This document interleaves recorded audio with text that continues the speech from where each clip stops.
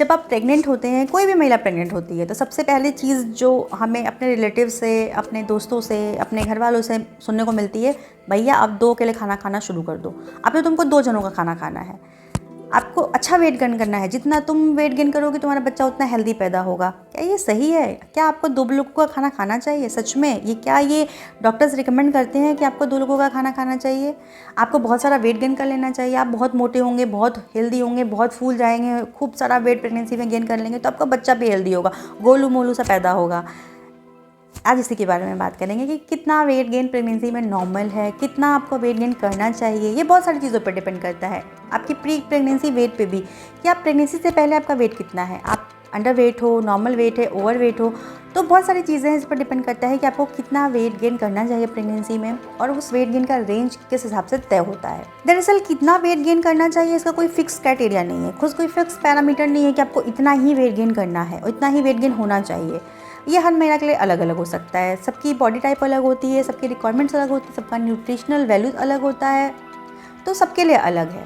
आप किसी एक महिला पे जो लागू होता है वो दूसरे पे लागू नहीं होता है। जनरली आमतौर पर एक नॉर्मल जो वेट गेन है वो 10 से 12 किलो है। आपको प्रेगनेंसी में 10 से 12 किलो वेट गेन होता ही होता है। करना चाहिए करना नहीं चाहिए इसके बारे में बाद में बात करेंगे, कितना करना चाहिए कितना नहीं करना चाहिए। आमतौर पर एक जो नॉर्मल वेट गेन है वो है 10 से 12 किलो, ये वेट गेन होता ही होता है प्रेगनेंसी में।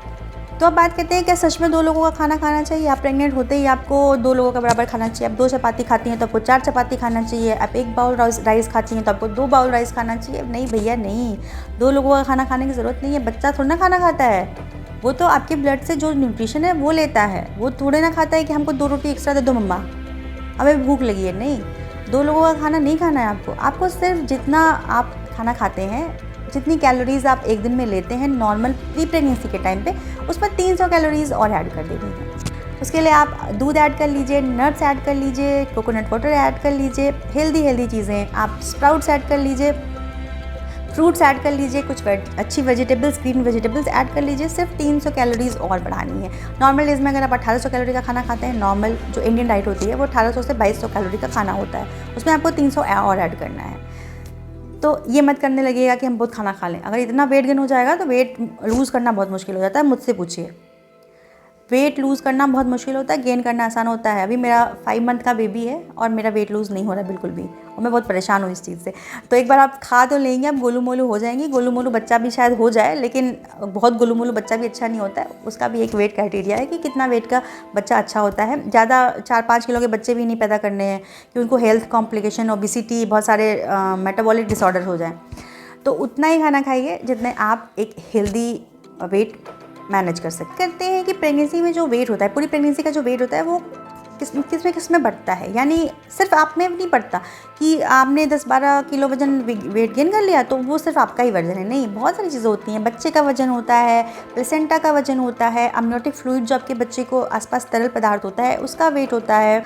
आपकी बॉडी में प्रेगनेंसी के टाइम पे एक्स्ट्रा ब्लड सर्कुलेशन बढ़ जाता है, तो एक जो एक्स्ट्रा ब्लड फ्लो होता है उसका भी वेट होता है। तो सिर्फ आपका ही नहीं होता है, ये वो 4-5 चीज़ें और हैं जो पूरे वेट में कंट्रीब्यूट करती हैं। तो आपको भैया ज़्यादा नहीं खाना है, 2 लोगों के लिए नहीं खाना है। एक हेल्दी बैलेंस डाइट लीजिए, विटामिन हो, प्रोटीन हो, कार्बोहाइड्रेट हो, गुड फैट हो, मिनरल्स हो, एंटीऑक्सीडेंट हो, सारी चीज़ें हो, भर भर के सारी न्यूट्रिशनल खाना खाइए, अच्छे तरीके से खाना खाइए। बात करेंगे कि आपकी प्री प्रेगनेंसी जो वेट है उसके हिसाब से आपका वेट कितना गेन होना चाहिए।